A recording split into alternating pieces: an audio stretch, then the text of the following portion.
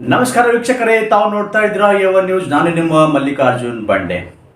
12ನೇ ಶತಮಾನದಲ್ಲಿ ಬಸವಣ್ಣನ ಮಾತು ಹೇಳ್ತಾರೆ, ಇವ ನಾರವ ಇವ ನಾರವ ಇವ ನಮ್ಮವ ಅಂತೆ. ಆದರೆ ಇವತ್ತು ಬಸವ ಕಲ್ಯಾಣದಲ್ಲಿ ಏನು ಬಸವ ಕಲ್ಯಾಣ ರಾಜಕೀಯ ಏನು ಒಂದು ರೀತಿಯಲ್ಲಿ ಇವ ನಮ್ಮವಿಲ್ಲ ಇವ ನಮ್ಮವಿಲ್ಲ ಎಂಬ ಹಾಗೆ ಇವತ್ತು ನಡೀತಾ ಇದೆ. ಕಾಂಗ್ರೆಸ್ ಮತ್ತು BJP ನಡುವಿನ ಏನು ಜಟಾಪಟಿ ನಡೀತಾ ಇದೆ, ಆ ಒಂದು ಜಟಾಪಟಿ ಈಗ ಒಂದು ಅತಿರೇಕಕ್ಕೆ ಹೋಗುವ ಎಲ್ಲ ಲಕ್ಷಣಗಳು ಕಾಣಿಸ್ತಿವೆ ಎಂದು ಹೇಳಬಹುದು. ಮೊನ್ನೆ ತಾನೇ ಏನು ಒಂದು BJPಯ ಮುಖಂಡರು ಏನು ಮಾಜಿ ಜಿಲ್ಲಾ ಪಂಚಾಯತ್ ಸದಸ್ಯ ಏನು ಆನಂದ್ ಪಾಟೀಲ್ ಕೊಂದಿನ ಮೇಲೆ ಏನು ಒಂದು ಹಲವು ಗುರುತರವಾದ ಆರೋಪ ಮಾಡಿದರು.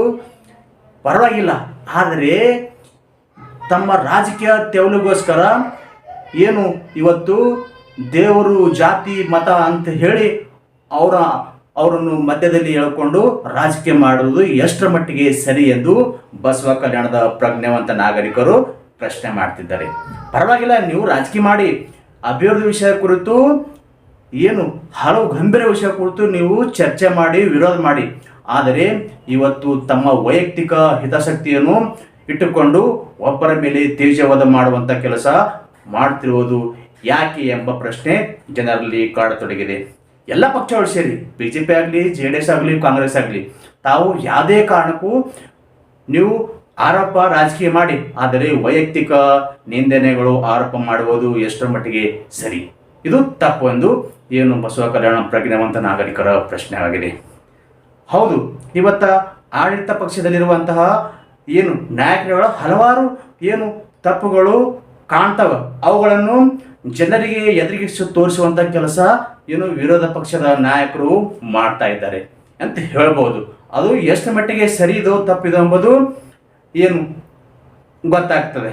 ಆದರೆ ಕೆಲವರು ಸುಮ್ಮನೆ ವೈಯಕ್ತಿಕ ಏನು ಒಂದು ರಾಜಕೀಯ ಏನು ಕಾರಣಗಳು ಇಟ್ಟುಕೊಂಡು ತೇಜವಾದ ಮಾಡೋದು, ದೇವರನ್ನು ಆಣೆ ಪ್ರಮಾಣ ಮಾಡುವುದು ಯಾಕೆ ಎಂಬ ಪ್ರಶ್ನೆ ಮೂಡ್ತವೆ. ಏನಿವತ್ತು ಎಲ್ಲ ನಾಯಕರ ಏನು ಖಾಲಿ ಕೊಡನೆ ತುಂಬಿದ ಕೊಡ ಯಾರೂ ಇರೋದಿಲ್ಲ. ಹೀಗಾಗಿ ಏನು ಇವತ್ತೆಲ್ಲರೂ ಒಂದು ರೀತಿಯಲ್ಲಿ ತಮ್ಮ ಸ್ವಾರ್ಥಕ ರಾಜಕೀಯ ಮಾಡ್ತಾರೆ. ಆದರೆ ಏನು ಇವತ್ತು ಆ ಪ್ರೆಸ್ ಮೀಟು ಈ ಪ್ರೆಸ್ ಮೀಟು ಕರೆದಿ ಒಬ್ಬರ ಮೇಲೆ ಒಬ್ಬರು ಆರೋಪ ಪ್ರತ್ಯಾರೋಪ ಮಾಡುವುದು ಬಿಟ್ಟು ಅಭಿವೃದ್ಧಿ ಕುರಿತು ಏನು ಚರ್ಚೆ ಮಾಡಿ ಒಂದು ರೀತಿಯಲ್ಲಿ ಜನರಿಗೆ ನ್ಯಾಯ ದೊರಕಿಸಿಕೊಡುವಂತಹ ಕೆಲಸ ಎಲ್ಲ ರಾಜಕೀಯ ಪಕ್ಷದ ಮುಖಂಡರು ಮಾಡಬೇಕು. ಇದು ಅನಿವಾರ್ಯ ಸಹ ಇದೆ. ಯಾಕೆಂದರೆ ಬಸವ ಕಲ್ಯಾಣ ಅತ್ಯಂತ ಹಿಂದುಳಿದ ಪ್ರದೇಶವಾಗಿದ್ದು ಈ ಭಾಗದಲ್ಲಿ ನೀರಾವರಿ, ಕೈಗಾರಿಕೆ, ಶಿಕ್ಷಣ ಅಷ್ಟೊಂದು ಅಷ್ಟರ ಮಟ್ಟಿಗೆ ಇದೆ ಎಂದು ಹೇಳಬಹುದು. ಏನು ಇಲ್ಲಿ ಬೃಹತ್ವಾದಂತಹ ಕೈಗಾರಿಕೆ ಬರಬೇಕು, ನೀರಾವರಿ ಇರಬೇಕು, ನಿರುದ್ಯೋಗ ಏನು ಯುವಕರಿಗೆ ಉದ್ಯೋಗ ಸಿಗಬೇಕು, ಏನು ವಲಸೆ ಹೋಗೋದನ್ನು ತಡೆಗಟ್ಟಬೇಕು. ಇಂಥದ್ರ ಕುರಿತು ಏನು ಎಲ್ಲರೂ ನಾಯಕರು ಏನು ಚರ್ಚೆ ಮಾಡಬೇಕು. ಆದರೆ ತಮ್ಮ ನಾಯಕರುಗಳನ್ನು ಖುಷಿಪಡಿಸೋಗೋಸ್ಕರ ತಮ್ಮ ಹಿಂದೆ ಏನು ಪಟಾಲಂ ಕಟ್ಟಿಕೊಂಡು 4 ಮಂದಿ ಏನು ಕುಂದಿಸ್ಕೊಂಡು ಪ್ರೆಸ್ ಮೀಟ್ ಮಾಡಿದರೆ ಅದು ಏನೂ ಆಗೋದಿಲ್ಲ. ಹೀಗಾಗಿ ಒಳ್ಳೆಯದಕ್ಕಾಗಿ ಪ್ರೆಸ್ ಮೀಟ್ ಮಾಡಿ ಅದಕ್ಕೆ ಒಂದು ಬೆಲೆ ಬರುತ್ತೆ.